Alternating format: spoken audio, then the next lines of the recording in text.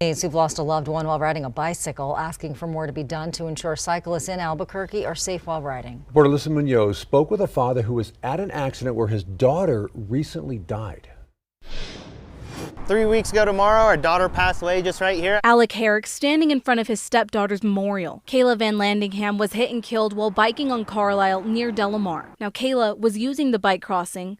2 cars stopped, 1 didn't. It gives bikers the illusion of safety when there is none. Herrick was on his way home Monday when he noticed an accident at the same spot his daughter was hit. Witnesses tell him bikers were trying to cross. 1 car stopped, the one behind it didn't, causing a ladder to go through the back of a car. These crossings that are crossing 6 lanes of 35 or even higher mile per hour traffic with nothing to protect cyclists other than a blinking light and a median refuge, that really is an accident waiting to happen. Now, we were at the bike crossing near Delamar and Carlisle. You can see the lights are flashing right now. This one woman is waiting to cross, but none of the cars are really slowing down or stopping. Sergeant James Burton with the Albuquerque Police's Fatal Crash Unit says the city is working to add more hawk signal crossings, which have a red light to stop drivers rather than the yellow blinking light. When these lights were put into place, the city actually had done a media release advising the public that although they hoped that traffic would stop for these signals, that there wasn't actually signage or postings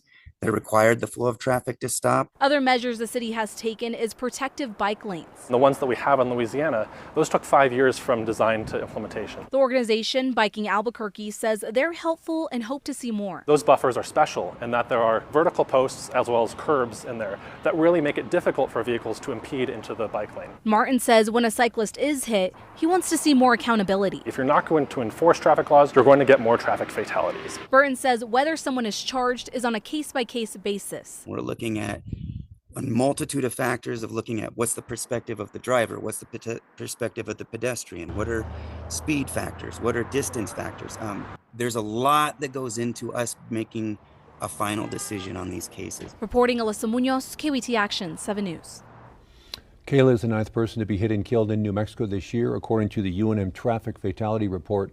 APD says there has been a decrease in fatal crashes over the past 3 years.